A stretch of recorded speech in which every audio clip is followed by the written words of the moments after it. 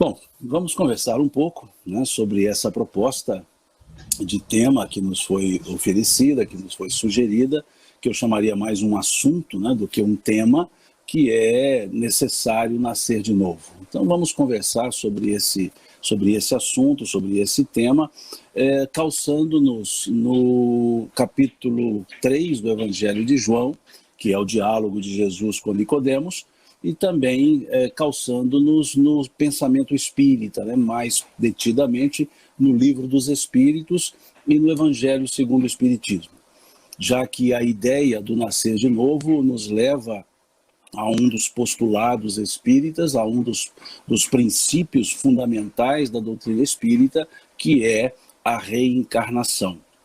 E esse assunto, né, é um assunto, de certa forma, eu diria antropológico ou antropocultural, porque não é uma criação espírita, não foi o espiritismo que inventou a ideia reencarnacionista.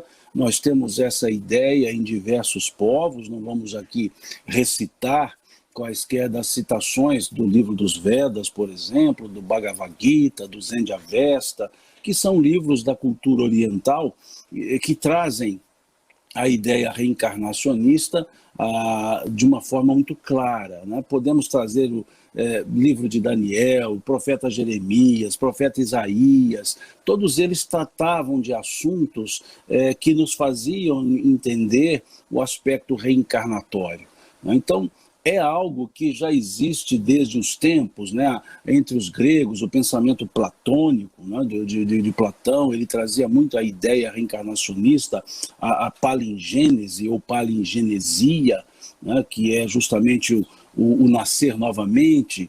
Então é algo muito comum na cultura, tanto oriental como ocidental, do período que nos antecede, do período antigo. Então, a ideia reencarnacionista, ela é uma ideia antropológica, é uma ideia cultural. Isso já vem na humanidade há séculos, ou diria há milênios.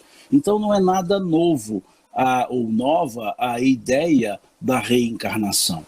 Não se pode dizer que o Espiritismo inventou a reencarnação.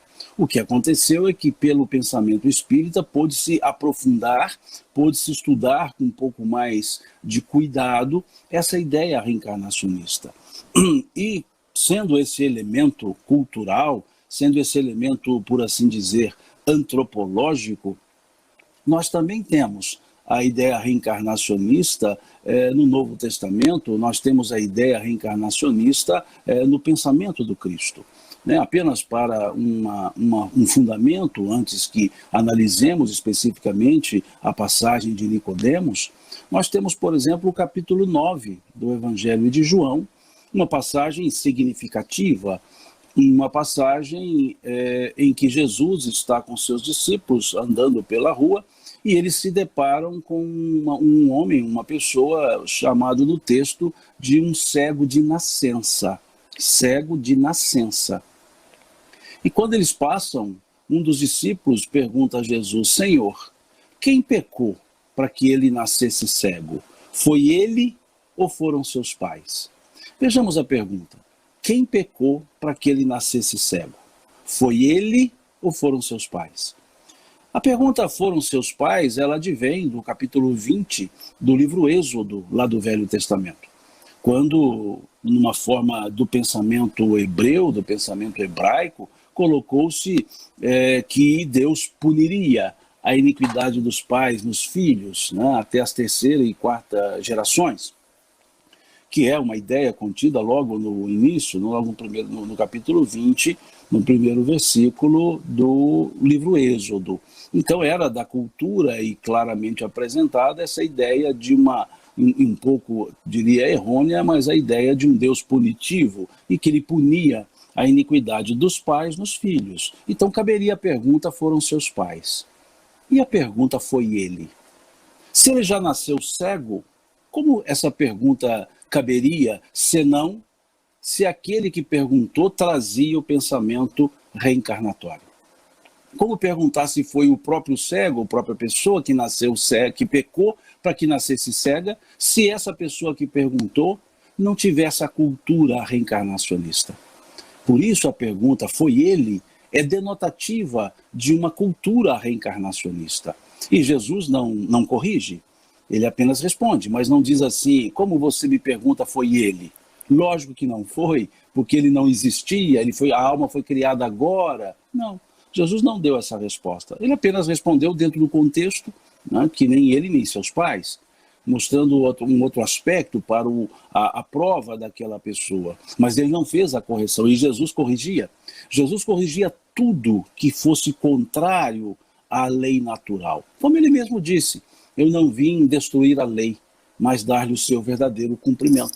Então, quando as pessoas traziam para Jesus certas condutas ou certas interpretações da lei que não coadunassem com a realidade ou com a verdade interpretativa, Jesus corrigia. Jesus fazia as correções. Mas essa pergunta feita pelo um dos seus discípulos, ele não corrigiu. Não corrigiu porque era uma realidade, porque era da natureza, era da lei da natureza, da lei de Deus, o processo reencarnatório. Por isso, a importância dessa passagem e a importância da pergunta: quem pecou para que ele nascesse cego? Foi ele ou foram seus pais? Isso denota claramente esse viés, por assim dizer, antropológico da ideia reencarnacionista. E o fundamento para nós conversarmos, então, sobre é necessário nascer de novo, é preciso nascer de novo, dentro desse contexto do tema central do Congresso Espírita de Jataí, e a vida continua, é justamente a passagem de Nicodemos. Nesse tema central desse congresso, e a vida continua, é interessante nós observarmos que, embora estejamos falando de reencarnação, nós todos, só temos uma vida. Ninguém tem mais de uma vida. Nós só temos uma vida. O que acontece é que muitas vezes se confunde vida com encarnação. Encarnação é uma etapa da vida. Reencarnação são etapas, ou reencarnações são etapas de uma vida só. Por que uma vida só? Porque nós somos imortais. Daí o próprio título, e a vida continua. A vida não acaba. A vida não acaba. Ela continua. Então, ser vivo é a nossa característica. E estar reencarnado é o processo. Então, reencarnação não é sinônimo de vida. Não é sinônimo de vida. Reencarnação é nascer novamente. É reencarnar, voltar à carne de um espírito, o nascer novamente de um espírito que já existia. Se já existia, ele não tem outra vida, é a mesma vida. Porque senão nós não seríamos imortais. E nós somos imortais. O que acontece é que a vida que nós possuímos, a vida que Deus criou e nela nós estamos, ora estamos encarnados, ora estamos desencarnados. Ora estamos encarnados, ora desencarnados, mas sempre vivos. Nós sempre estamos vivos, vivos habitando um corpo, vivos fora do corpo, porque somos seres espirituais, somos seres imortais. E as reencarnações são simplesmente etapas do nosso exercício material, etapas de uma vida corpórea, de uma vida material, etapas de uma vida plena, ou melhor dizendo, a etapa material de uma vida espiritual, de uma vida plena. Então nós somos seres vivos em quaisquer circunstâncias, encarnados ou desencarnados, somos vivos. Somos seres viventes e por isso só temos uma vida. E podemos perceber isso claramente no artigo 9º do capítulo 7 do livro Céu e Inferno. Kardec, ali nesse capítulo 7 do livro Céu e Inferno, ele nos propõe o que ele chama de Código Penal da Vida Futura.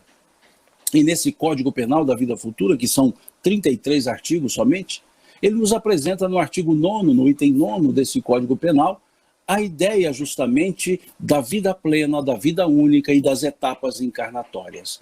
Quando ele nos fala ali nesse artigo 9º, que o espírito, não há um só ato meritório do espírito que não tenha suas recompensas, como nenhum ato negativo que não tenha também consequências negativas. E ele diz, que não há uma só falta que não seja sanada, seja ela na encarnação, em outras encarnações, pois as reencarnações, diz Kardec, as reencarnações são solidárias entre si porque pertencem ao mesmo espírito. Vejam que interessante. As reencarnações são solidárias entre si porque pertencem ao mesmo espírito. Pertencem ao mesmo espírito. Se pertencem ao mesmo espírito, as reencarnações é porque o espírito não morre. Então, se o espírito não morre, nós só temos uma vida. Uma vida dividida em momentos no mundo espiritual, momentos no mundo material. E por que nós temos que vir para o mundo material? Por que, então, a necessidade de encarnar? É a questão 132 do Livro dos Espíritos. Quando Kardec pergunta aos benfeitores espirituais qual a finalidade da encarnação dos espíritos. Não é nem reencarnação. Nessa pergunta 132, Kardec nos propõe uma reflexão, ou propõe aos espíritos uma reflexão sobre o ato encarnatório. Não é uma pergunta quantitativa, é uma pergunta qualitativa. A pergunta quantitativa, veremos também, é a questão 167. Mas a pergunta 132, Kardec está observando, está buscando o aspecto qualitativo do ato encarnatório. Ele está perguntando por que um espírito, que é criado espírito, no mundo espiritual, precisa entrar na carne. Não interessando a quantidade de vezes ainda. Ele apenas está perguntando qual a finalidade de encarnação, da encarnação. Por que se precisa encarnar? E os espíritos respondem a Kardec: Deus vos impõe a encarnação com a finalidade de vos fazer progredir. Observemos esse ponto. Deus vos impõe a encarnação com a finalidade de vos fazer progredir. O que nos leva claramente ao entendimento, ou nos leva ao entendimento claro, de que só se encarna com uma finalidade: progredir. Ninguém se encarna para sofrer. Ninguém se encarna para ser punido. O objetivo da encarnação é a evolução. E acrescentam os espíritos: para uns é uma prova, para outros uma missão, mas todos estão em condição de cumprir com a sua parte na obra da criação. Vejamos a forma que os espíritos nos trazem, ou nos apresentam a encarnação. Deus vos impõe, o verbo impor. Não é Deus vos sugere, não é Deus vos sugere, é Deus vos impõe a encarnação com a finalidade de vos fazer progredir. Por que o verbo impor? O verbo impor, nessa resposta, significa necessidade. É necessário que nós nos encarnemos. É necessário que o espírito, criado espírito, tenha contato com a matéria, tenha contato com o mundo corpóreo, para que possa, pelas suas experiências, apartado das suas reminiscências, ou melhor dizendo, da sua consciência encarnatória, realizar os atos da construção da sua própria vida, do seu próprio processo evolutivo. É necessário. Por isso o verbo impor. E, ao mesmo tempo, o processo encarnatório, o encarnar, ou no processo encarnatório, no encarnar, os espíritos nos colocam claramente que temos também uma oportunidade de contribuir com a nossa parte na obra da criação. Então são pontos que estão nessa questão 132 que nos fazem refletir, que nos fazem pensar sobre a importância de estarmos encarnados, deixando claro que estar na Terra, estar aqui encarnados, é para o nosso progresso. Se estar aqui encarnados é para o nosso progresso, tudo o que nos acontece tem uma finalidade só: nos fazer progredir. Seja impulsionando-nos, seja nos alertando para redirecionarmos os nossos caminhos. Então, todo o processo encarnatório tem essa finalidade: progresso. Mas podemos então perguntar: o espírito não progride no mundo espiritual? Se assim é, na questão 132, estar na carne para o progresso, quer dizer que o espírito não progride no mundo espiritual? Sim, sim, progride no mundo espiritual. E essa é a questão 230 do Livro dos Espíritos. Nessa questão 230 do Livro dos Espíritos, Kardec pergunta aos benfeitores espirituais: o espírito progride no estado errante, ou seja, na erraticidade, no mundo espiritual? E os espíritos respondem: os espíritos podem melhorar-se muito, segundo a sua vontade, mas só o contato com a matéria lhe permite exercitar o conhecimento adquirido. Eles dizem claramente: pode melhorar-se muito em conhecimento, segundo a sua vontade. Em conhecimento, mas só o contato com a matéria lhes permite exercitar esse conhecimento adquirido. Mostrando-nos então que no mundo espiritual temos um progresso, por assim dizer, teórico, em conhecimento. E a Terra, o encarnar, é o laboratório das nossas experiências evolutivas. Encarnar, estar na Terra, é estar no laboratório das práticas, no laboratório das experiências evolutivas. No mundo espiritual, o campo do conhecimento. Então é importante perceber, ou é necessário que percebamos, a importância da encarnação. É esse o ponto fundamental. Primeiro, precisamos entender a importância de estarmos aqui na Terra, a importância de estarmos encarnados para esse processo evolutivo, para dar seguimento a esse processo evolutivo. Com esse conceito, o nosso olhar para a vida material muda. A Terra não é um vale de lágrimas. A Terra é uma escola que nos permite exercitar os conhecimentos espirituais, laborar, trabalhar esses conhecimentos espirituais na prática, esse laboratório das nossas experiências evolutivas. Então pensemos nisso para que possamos observar mais detidamente o agora sim processo reencarnatório. O processo reencarnatório, que nos leva à questão 166 do Livro dos Espíritos. Quando ali Kardec pergunta como pode a alma que não alcançou a purificação durante a vida corpórea acabar de depurar-se. Veja que interessante a pergunta. Como pode a alma que não alcançou a iluminação, a perfeição na vida corpórea continuar a depurar-se ou acabar de depurar-se? E os Espíritos respondem: suportando a prova de uma nova existência. Nova vida? Não, nova existência, porque faz parte da vida. Todas as existências fazem parte da vida imortal que todos nós possuímos. Então fica claro que Kardec entende o valor da encarnação, porque havia já respondido os espíritos sobre a importância da encarnação. E aí ele parte do princípio, observando que as pessoas numa encarnação somente não evoluíam, então ele perguntou como que uma alma pode acabar de depurar-se durante a vida corpórea,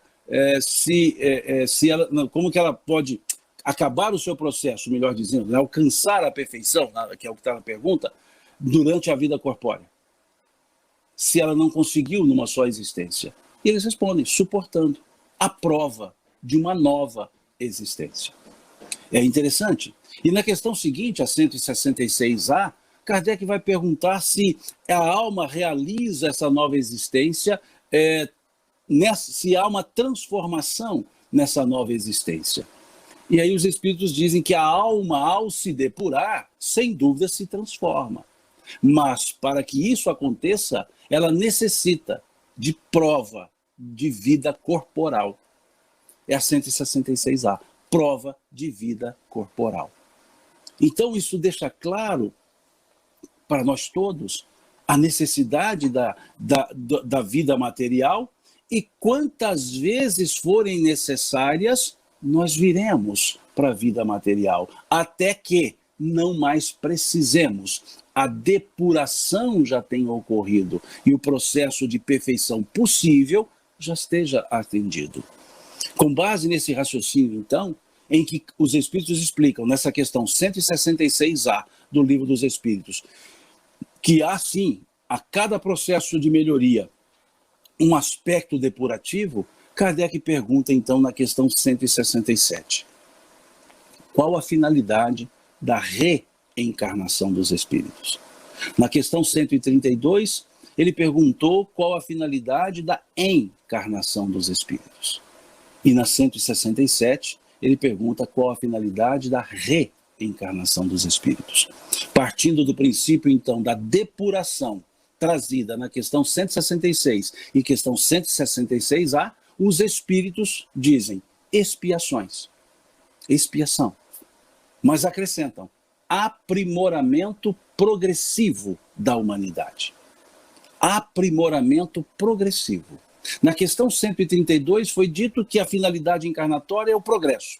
E na questão 167 os espíritos dizem que esse progresso é paulatino. Esse aperfeiçoamento, essa evolução é progressiva. A cada encarnação temos a oportunidade de dar um passo na ascensão, um passo no processo evolutivo, mostrando-nos que uma só encarnação não é suficiente. Uma só encarnação numa só encarnação não é possível que se depure, não é possível que se consolide o processo evolutivo. É necessário, então, nascer de novo. É necessário, então, nascer quantas vezes forem indicadas para esse processo evolutivo, para esse processo depurativo, se assim quisermos usar a linguagem que os espíritos utilizaram na questão 166 e 166A do Livro dos Espíritos. Então é preciso que entendamos esse processo. Embora tenhamos, na resposta da questão 167, a palavra expiação, é preciso entender o sentido semântico da palavra expiação, porque ela surge derivada da palavra depuração, que está na questão 166 e está também na questão 166A do Livro dos Espíritos. Então, é preciso entender o aspecto expiatório como sendo não um aspecto punitivo, porque muitos confundem a expiação com punição. Expiação nunca é punição. Expiação é consequência de atos praticados cuja natureza dos atos não era boa. E tudo que acontece, tudo que é causa, gera consequência. Uma causa boa, consequência boa. Uma causa ruim, consequência ruim. Então a expiação, ela é uma consequência dos atos praticados.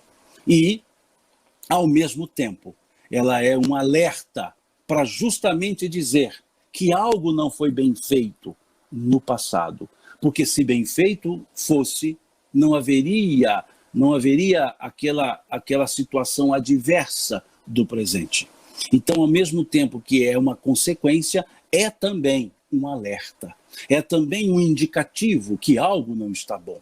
Não interessa o grau desse processo expiatório, mas está indicando que no passado algo não foi bem feito.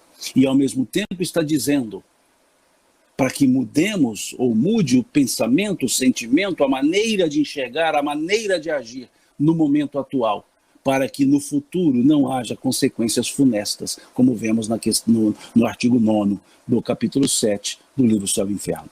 Então esse é o sinônimo da ideia expiação. Provas sempre as temos, são o dia a dia, são aquelas escolhas que fazemos, nós analisaremos esse aspecto depois. Mas aqui na questão 167, a ideia de expiação é justamente demonstrando que em cada encarnação nós trazemos o saldo de toda a nossa vida. Em cada encarnação, o que aqui nessa encarnação estamos vivenciando é o saldo do que já trouxemos. E aqui aumentaremos o saldo positivo, poderemos diminuir o saldo negativo, e em cada encarnação, sempre pelo saldo. Cada encarnação, pelo saldo da soma das minhas encarnações, ou seja, pelo saldo da minha vida. E aí acrescenta os espíritos, então. Entendendo essa ideia de expiação, os espíritos dizem aprimoramento progressivo da humanidade. Eles não nos responderam punição de Deus pelo desvio, pela transgressão, não. Eles disseram aprimoramento, aprimoramento. da humanidade. Dentro desse conceito, então, nós podemos perceber o que está aqui no capítulo 3 do Evangelho de João, naquela passagem memorável e profunda de Jesus com Nicodemos. Uma passagem que nos mostra o aspecto reencarnatório, ao mesmo tempo que nos mostra o aspecto de depuração.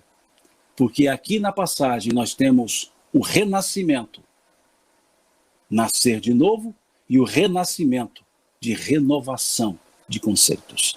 O nascer da água, o nascer do Espírito. É uma passagem que ocorre entre Jesus e um doutor da lei.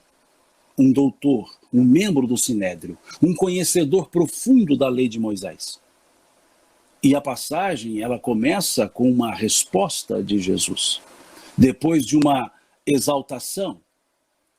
Só que, para que Jesus respondesse, era preciso que houvesse a pergunta. E essa pergunta, ela não foi grafada, ela não foi escrita pelo evangelista João. Ele escreve a exaltação feita por Nicodemos e logo em seguida a resposta dada por Jesus. Vejamos, aqui na leitura. E havia entre os fariseus um homem chamado Nicodemos, príncipe dos judeus, doutor da lei. Este foi ter de noite com Jesus e disse-lhe: Rabi, mestre, bem sabemos que és mestre vindo de Deus, porque ninguém pode fazer estes sinais que tu fazes se Deus não for com ele. E aí diz o texto: e Jesus respondendo disse-lhe: na verdade, te digo que aquele que não nascer de novo não pode ver o reino de Deus. Vejamos que a resposta não guarda relação com a exaltação. Pressupõe-se então que Nicodemos tenha feito uma resposta, uma pergunta, melhor dizendo, e pela resposta de não pode ver o reino de Deus, talvez tenha sido a pergunta que muitos fizeram a Jesus: Senhor, Rabi, o que devo fazer para ganhar o reino de Deus? O que devo fazer para ganhar a vida eterna? Porque muitos perguntaram isso para Jesus. E pela resposta dada por Jesus, essa teria sido a pergunta feita por Nicodemos. Em verdade, te digo que aquele que não nascer de novo não pode ver o reino de Deus. Não nascer de novo.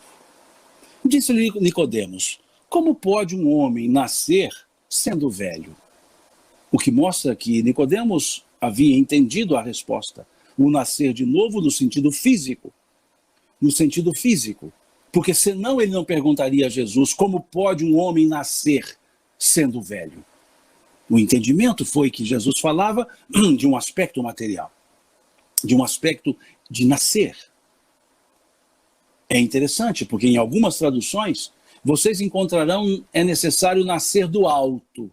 Nascer do alto. Em vez de nascer de novo, do versículo 3º, está traduzido como nascer do alto. Só que o versículo 4º deixa claro que não caberia a tradução nascer do alto. Por quê? Porque a pergunta de Nicodemos em seguida é: como pode um homem nascer sendo velho? Se a ideia fosse nascer do alto, não caberia essa segunda pergunta de Nicodemos, sendo velho. E significa então que a fala foi nascer de novo. E aí, segue Nicodemos: porventura pode tornar a entrar no ventre de sua mãe e nascer? Veja, porventura pode entrar no ventre de sua mãe e nascer? Então aqui claro está que Jesus se referiu nascer de novo e não nascer do alto. Nascer de novo, pela sequência da pergunta feita por Nicodemos. E aí Jesus responde: na verdade, te digo que aquele que não nascer da água e do Espírito não pode entrar no reino de Deus. O que é nascer da água e nascer do Espírito?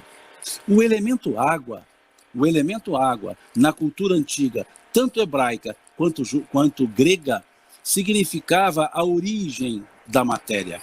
Significava a origem de tudo aquilo que era material. Para os gregos, por exemplo, da escola jônica, Tales de Mileto, por exemplo, eles entendiam que o elemento primordial da matéria era a água, que a água era o princípio de tudo. Tudo que fosse material teria advindo da água. Daí a escola jônica, essas escolas chamadas pré-socráticas, a escola jônica, eleática, ptolomaica, a ideia era a água como elemento primordial.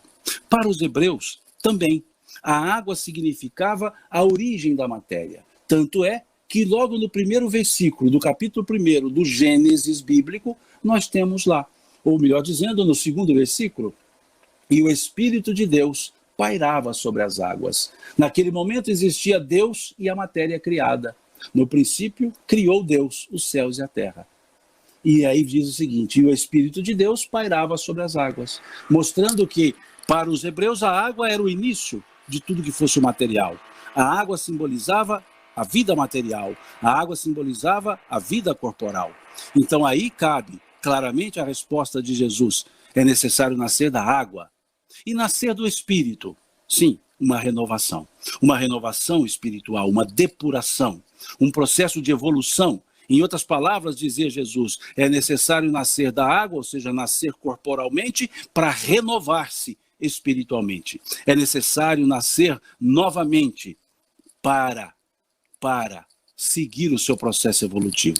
Nascer da água, nascer do Espírito, ou nascer em Espírito, renascer em Espírito. É isso que claramente está colocado aqui por Jesus nessa resposta. E ele acrescenta, não pode entrar no reino de Deus aquele que não nasce da água e do Espírito.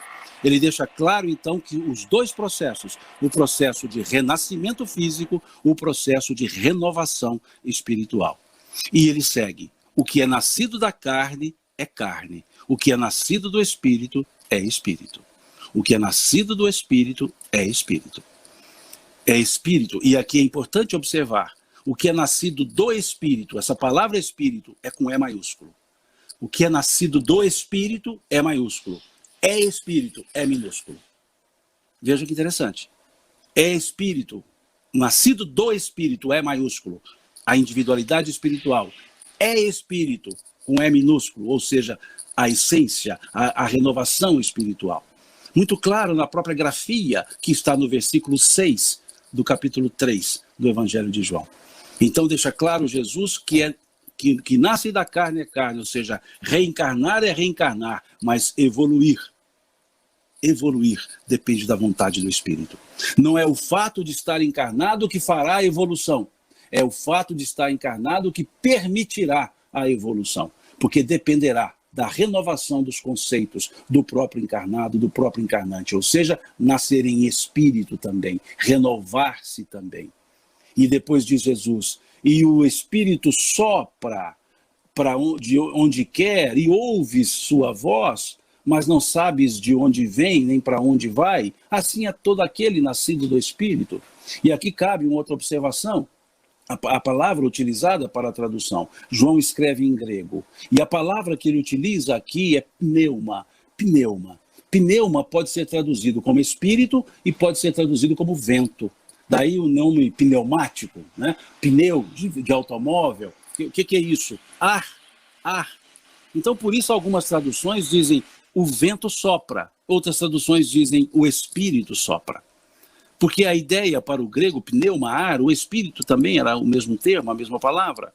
Mas aqui Jesus está chamando, e as traduções que trazem espírito, trazem no sentido de E minúsculo.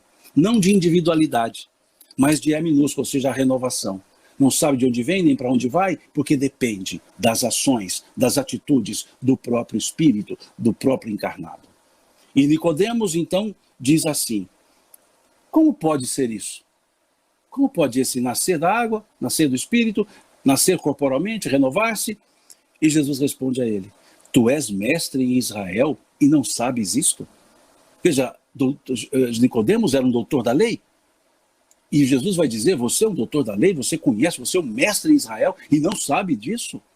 Ou seja, isso está na lei de vocês, isso está no processo, na lei de vocês. E aí Jesus diz, na verdade, te digo, nós dizemos o que sabemos e testificamos o que vimos, e não aceitais o nosso testemunho.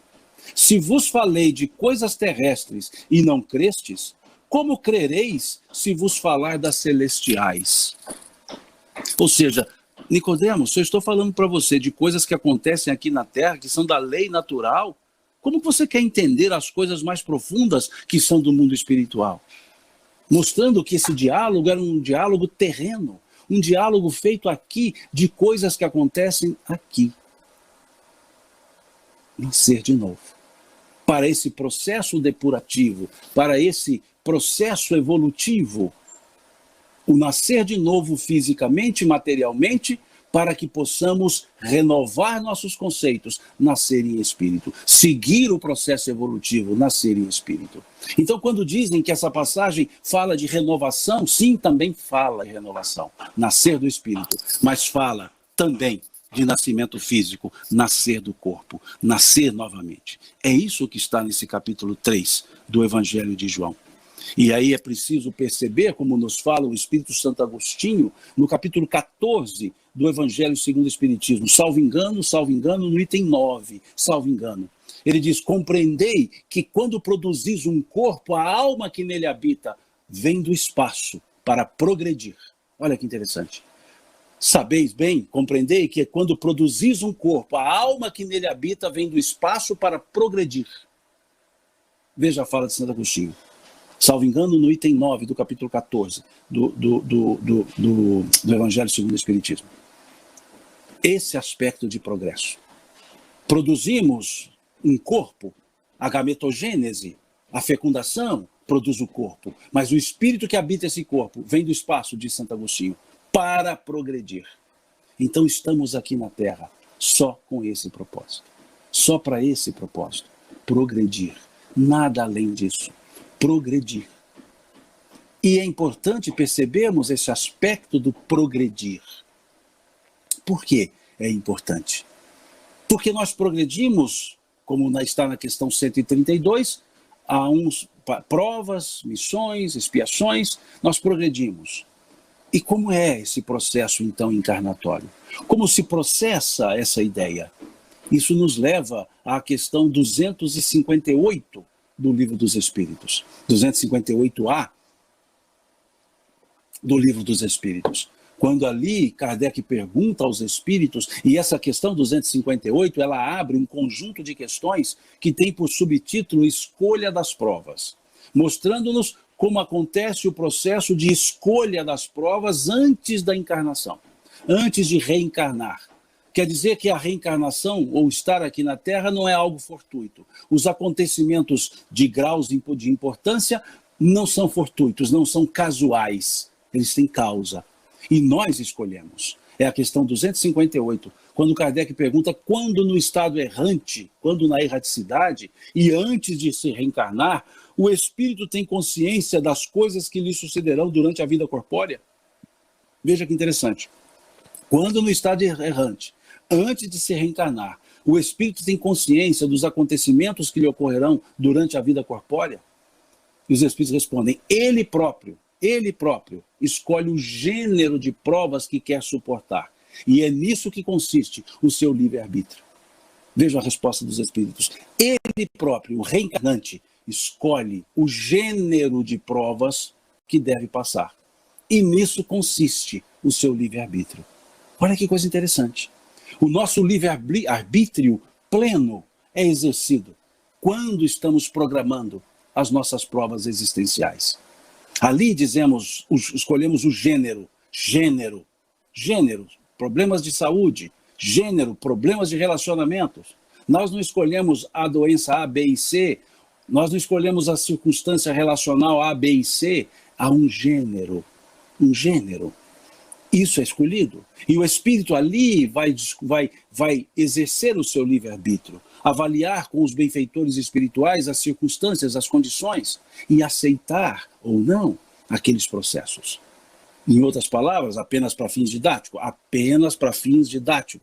negociar a sua própria reencarnação. Apenas para fins didáticos, estou usando o verbo negociar. Vai ali para exercer o livre-arbítrio. E considerando isso, então, que o espírito escolhe o gênero de provas pelo qual ele deve passar, Kardec faz uma pergunta seguinte, a 259. Ele pergunta, se o espírito pode escolher o gênero de provas pelo qual deve passar, daí conclui-se que tudo o que acontece na vida corporal foi escolhido pelo espírito?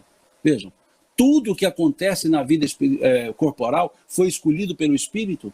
E os espíritos respondem, tudo ou todas não é a palavra. Escolhestes o gênero. O gênero. Veja, as grandes provas. Escolhestes o gênero. Os detalhes, as coisas comezinhas, são frutos do nosso livre-arbítrio relativo quando encarnados. Então nós não escolhemos tudo. Não é tudo que acontece que foi escolhido. Escolhemos o gênero. Os detalhes, as circunstâncias, são em função das nossas ações aqui na vida material. Nós podemos mudar rumos, positivamente ou não. Podemos recalcitrar em algumas provas. Escolhemos o gênero. O gênero no campo da saúde, no campo de desenvolvimento, de debilidade na saúde, isso é um gênero. Agora, quais doenças eu terei dependerá de como foi organizada a minha estrutura corporal, da forma que eu me exponho, da forma que eu me conduzo. Então, escolhemos um gênero, e nesse gênero, nós então exercemos um livre-arbítrio relativo. E é interessante essa lógica, esse raciocínio, que levou Kardec a fazer uma outra pergunta aos espíritos, que é a questão 260 do Livro dos Espíritos, levou Kardec a fazer essa pergunta aos espíritos. Se nós escolhemos o gênero de provas, se nós escolhemos as circunstâncias da nossa vida material, Kardec pergunta o seguinte: como pode então o espírito escolher nascer no meio de pessoas de má vida? Olha que interessante essa pergunta de Kardec. Instigante até mesmo, uma pergunta interessantíssima. Como pode então o espírito querer nascer no meio de pessoas de má vida? Em outras palavras, bem-humoradas, vai ser ruim de escolha assim, não sei aonde. Se ele pode escolher, ainda escolhe nascer nos piores lugares, com as piores pessoas, mas vai ser ruim de escolha desse tanto.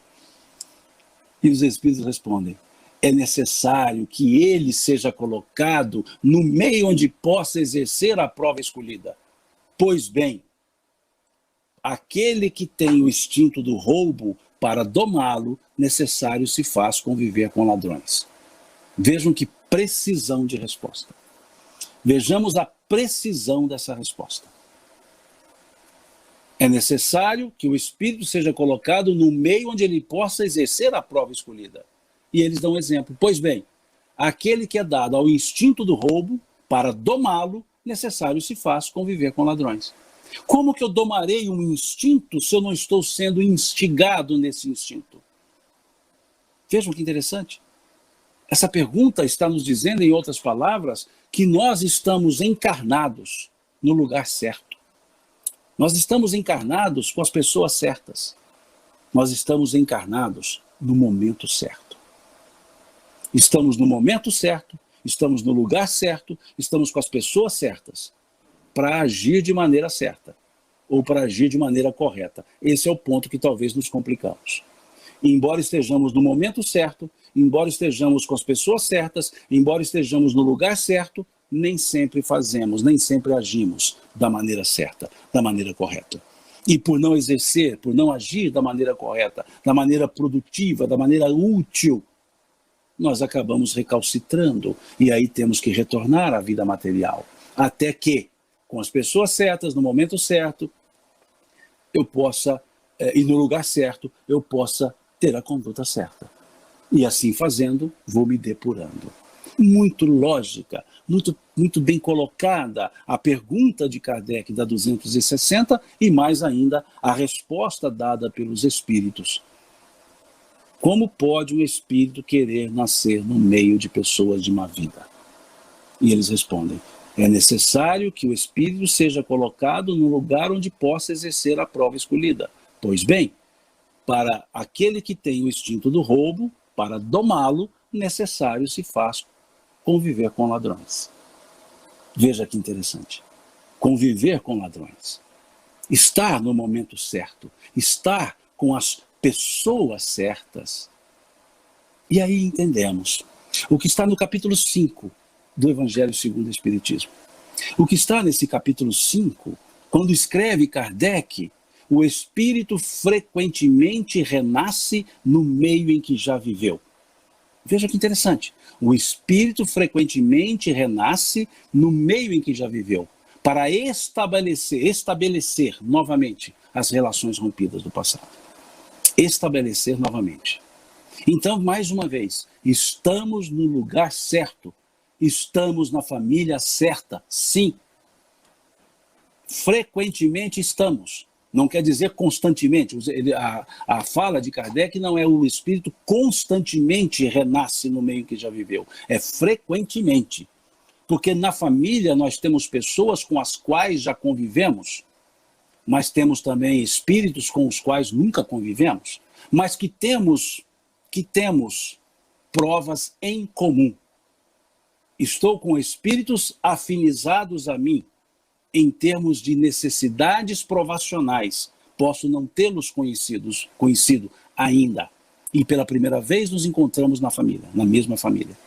Mas com frequência, conforme o capítulo 5, mas com frequência estamos de novo com quem já estivemos. Não necessariamente nos mesmos papéis familiares, mas na mesma família, na mesma construção familiar. Não interessa se por laços consanguíneos, não interessa se por laços de adoção, mas estamos novamente juntos para reatar compromissos desatados, compromissos desfeitos, em grande maioria, porque também há aqueles que estão juntos, novamente, para seguirem nos atos benévolos que já desenvolviam juntos.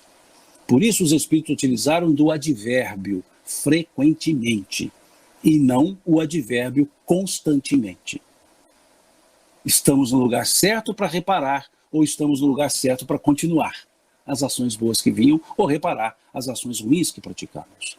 Vejamos então este outro elemento da escola terrena, uma subescola terrena, a família, que Emmanuel nos fala que é o educandário para as almas, na questão 110 do livro O Consolador. Na questão 110 do livro Consolador é perguntado a Emmanuel qual é a melhor escola para a preparação das almas recém-chegadas na Terra. E o Espírito Emmanuel responde: a melhor escola para a preparação das almas recém-chegadas na Terra ainda é o lar. Ainda é o lar. O que nos mostra que a escola, que a família é uma escola especializada dentro de uma escola chamada planeta Terra. Dentro de uma escola chamada mundo material, temos uma escola especializada, uma classe especializada chamada família, onde nós podemos exercitar, nesse laboratório de experiências evolutivas, exercitar o sentimento junto dos próximos, mais próximos que nós temos, que são os nossos familiares, aqueles espíritos afins, sejam por conhecimento anterior, sejam por provas comuns ou provas em comum entre eles.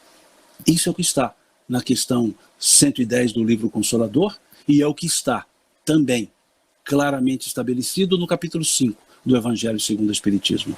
Tudo isso adredemente, intencionalmente, organizado no mundo espiritual. Então, quando pessoas dizem, eu não pedi para nascer, talvez não tenha pedido, talvez tenha implorado para nascer. Porque se estar encarnado é para a evolução, o que mais nós queremos é evoluir. Então, sim, pedi para nascer.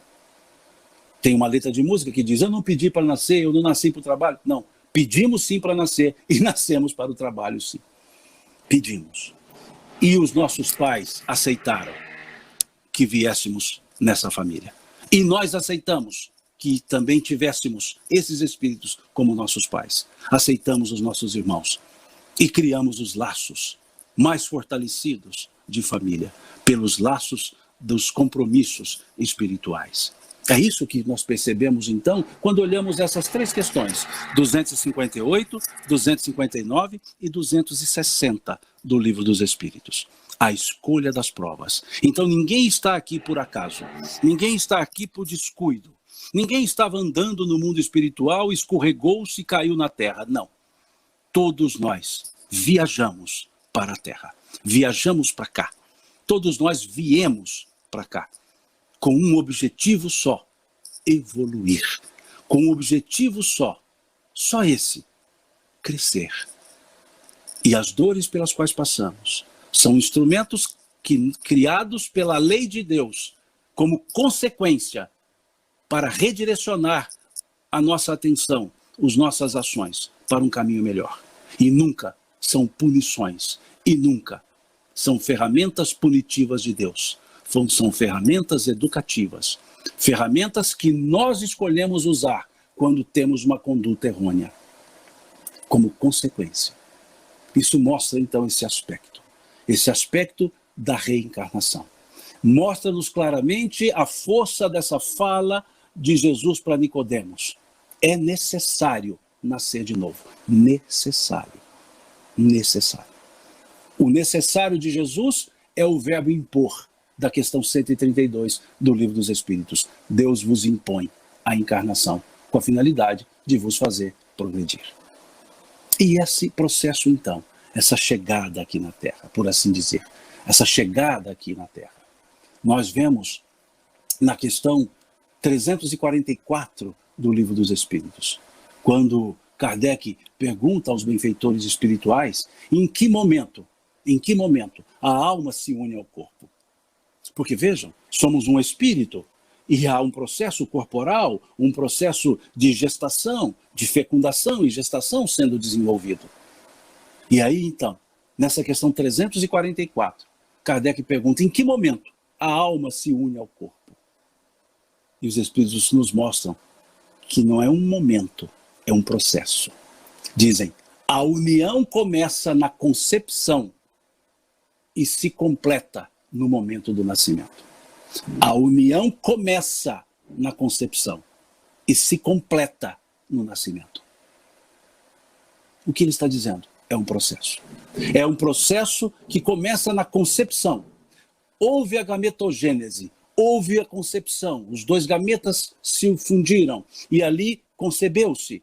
Naquele momento, começa a reencarnação. Naquele momento, não é nidação, não é 20ª semana, 10ª semana, não. Na fecundação, começa o processo encarnatório. Começa o processo encarnatório. E diz os Espíritos, se completa, mas se completa no momento do nascimento. Se completa no momento do nascimento. O que mostra que durante a concepção até o nascimento, o verbo reencarnar está no gerúndio, reencarnando. Da concepção ao nascimento, está num gerúndio, reencarnando, reencarnando, reencarnando. O que significa que qualquer atitude que tire o reencarnando é danosa para o espírito que está por nascer. Prejudicial ao espírito que está por nascer ou renascer. Por isso é importante percebermos essa questão 344. A concepção, a união começa na concepção, mas se completa no momento do nascimento. E é importante essa resposta por um detalhe. Essa pergunta ela foi feita também aos espíritos na primeira edição do Livro dos Espíritos. A primeira edição é aquela edição que foi lançada em 18 de abril de 1857, e na primeira edição era um livro com 501 perguntas. A primeira edição do Livro dos Espíritos não tem essa estrutura que é a que nós usamos hoje, com 1019 perguntas. Não. A primeira edição do Livro dos Espíritos tem apenas 501 perguntas. Por isso que Kardec diz que a segunda edição é quase que um novo livro, porque duplicou, mais do que duplicou o número de perguntas. Então, na primeira edição do Livro dos Espíritos, que tinham somente 501 perguntas, essa pergunta estava lá, na questão 84. Na questão 84 da primeira edição do Livro dos Espíritos. E lá, quando se fez essa pergunta, a resposta era somente no nascimento. A resposta que os espíritos deram foi no nascimento. Só que, com o passar do tempo, 1857 a 1860, que é a segunda edição, elaborou-se melhor esse pensamento, elaborou-se melhor esse raciocínio. E Kardec refez a pergunta aos espíritos. Por que eu digo refez? Porque houve uma outra resposta. Uma resposta mais completa. Porque a primeira resposta poderia induzir a um erro de interpretação. Vejam, questão 84 da primeira edição, no nascimento. Questão 344 da segunda edição, começa na concepção, mas se completa no momento do nascimento. Aí a resposta foi mais precisa. A resposta não deixou mais nenhuma dúvida, que poderia ter ficado se permanecesse apenas a resposta, conforme foi dada a questão 84 da primeira edição. E a questão 84 da primeira edição passou a ser a questão 344 da segunda edição. E das próximas edições, por óbvio. E aí, então, os Espíritos deixaram muito claro que o processo, a união, que momento a alma se une ao corpo, a união começa na concepção e se completa no momento do nascimento. Se completa no momento do nascimento. Deixando claro que durante esse período, que nós chamamos de gestação, o verbo é reencarnando, ou seja, é gerúndio. Não é reencarnará, não é reencarnou, não é reencarna. Não é presente do indicativo, não é futuro do pretérito, não é o pretérito perfeito, o passado. Não. É o gerúndio, reencarnando. É o processo, a gestação, é o processo no qual o espírito vai se ajustando, vai se organizando, mais desligado das realidades, vai se desligando da realidade espiritual, melhor dizendo, e se ligando mais fortemente à realidade material. Num processo de gestação. A importância desse processo, a importância desse momento, que basta olharmos a reencarnação de Sigismundo, lá do Obreiros da Vida Eterna, que nós verificaremos, Missionários da Luz, e nós verificaremos a importância desse momento. E a importância, ou a seriedade, que se deve ter no trato com a realidade espiritual nesse momento chamado gestação. Porque é nesse momento que o espírito está num processo reencarnatório. E Emmanuel, na questão 109 do livro Consolador, ele nos dá um entendimento muito interessante, não mais falando da reencarnação física, falando-nos do desenvolvimento mental a partir do espírito reencarnado. Como que Emmanuel desdobrando o que Kardec colocou na questão 383 do Livro dos Espíritos. A questão 109 do livro Consolador é um desdobramento da questão 383 do Livro dos Espíritos, quando lá, na questão 383 do Livro dos Espíritos, se pergunta aos espíritos qual a importância para o espírito, o estado da infância, qual a importância para o espírito passar pelo estado de infância. E os espíritos vão dizer que nessa fase, nessa etapa, o espírito está mais aberto às experiências que lhe são trazidas. Por quê? Porque nessa fase da infância, a estrutura física, fisiológica, corporal do ser encarnado não permite que o espírito exercite a sua plenitude. E aí Kardec, na questão 109, Emmanuel, na questão 109 do livro Consolador, vai nos dizer que até por volta dos 7 anos, o espírito está ainda em fase de adaptação encarnatória, embora já reencarnado, ainda está em fase de adaptação encarnatória. Questão 109 do livro Consolador. Está ainda em fase de adaptação encarnatória. Como que nos dizendo que nessa fase, o que está escrito na questão 383 do Livro dos Espíritos, que nessa fase o espírito ele está mais aberto às impressões que ele recebe do mundo exterior. Como que é nos dizer que nessa fase, até por volta dos 7 anos, o espírito não aprende necessariamente por processos cognitivos, ele aprende por observação. Daí a grande importância do processo educacional nessas fases que Piaget chamava de primeira infância, nessa primeira fase do processo encarnatório, já encarnado. Vejam como Emmanuel não se afasta da lógica kardeciana, ou da lógica que os espíritos trouxeram a Kardec nessa questão 383 do livro Consolador. E depois, nós temos Manuel Filomeno de Miranda, no livro Temas da Vida e da Morte, em que, num capítulo, ele nos fala que esse processo, até por volta dos 7 anos, ele tem uma outra fase, que vai por volta dos 14, que o espírito também está agora se readaptando. E essa resposta, essa fala do espírito Manuel Filomeno de Miranda, pela psicografia do Divaldo Franco, no livro Temas da Vida e da Morte, vai ao encontro do que está na questão 385 do Livro dos Espíritos. Quando se fala da transformação na lógica de Kardec, quando ele pergunta assim, por que numa dada idade, numa dada época, mais precisamente ao sair da adolescência, a pessoa muda de conduta, de caráter? É o espírito que se modifica? E os Espíritos respondem, não. É o Espírito que retoma a sua natureza e se mostra como realmente ele era. É o Espírito que retoma a sua natureza e se mostra como realmente ele era. E é onde o Espírito Manuel Flamengo de Miranda vai nos falar desse processo até por volta dos 14 anos. Vejamos então a ressonância perfeita que Manuel Flamengo de Miranda, que Emmanuel nos traz, calçando-os esses raciocínios nas questões 383 e 385 do Livro dos Espíritos, que é justamente essa fase primeira do processo encarnatório, essa fase primeira da chegada do espírito ao mundo material. Quantas coisas nós temos nessa expressão de Jesus: é necessário nascer de novo. E nós podemos buscar aquilo que eu chamo de a lógica do amor divino.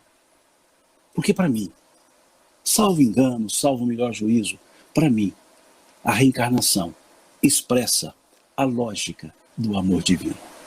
E por que eu chamo de a lógica do amor divino? Baseando-me na questão 171 do Livro dos Espíritos. Quando ali, na questão 171, Kardec pergunta aos espíritos sobre o que se baseia, ou sobre o que está baseado o dogma, a verdade da reencarnação. Onde se fundamenta essa verdade da reencarnação? Onde se busca a legitimação para a reencarnação? A questão 171. E os Espíritos respondem: sobre a justiça de Deus e a revelação.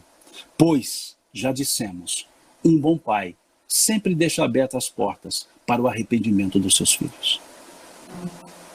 Um bom pai sempre deixa abertas as portas para o arrependimento dos seus filhos.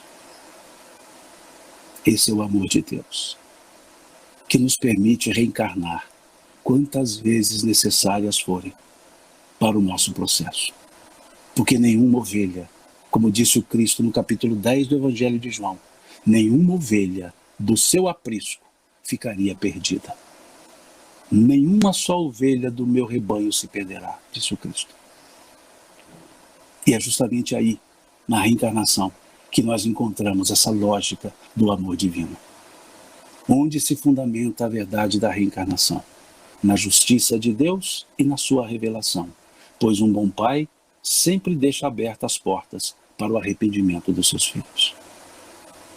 O amor de Deus, nós verificamos nessas oportunidades que nós temos de voltar à Terra para seguir o nosso processo evolutivo, para refazer os nossos atos, num beneplácito de Deus, numa justiça bondosa de Deus, ou numa bondade justa de Deus, nós temos a reencarnação. Se fundamenta justamente nisso. E é isso que nós precisamos entender e abraçar simbolicamente, abraçar a vida que temos. É a melhor vida do mundo. É a melhor vida que nós podemos ter, que é a nossa vida. É a vida que nos foi dada por Deus e a oportunidade oferecida pelas leis de Deus, para que possamos refazer os nossos atos e reconstruir os rumos da nossa existência. Nascer da água, vir para a terra, nascer do Espírito, renovar-se em si mesmo. Agradeço a oportunidade que me foi dada para esses 60 minutos de reflexão e fico à disposição caso haja alguma pergunta e também se eu conseguir ou não responder as perguntas. Fico aqui aberto para os acréscimos, para as observações de vocês. Muito obrigado. Deus lhes pague.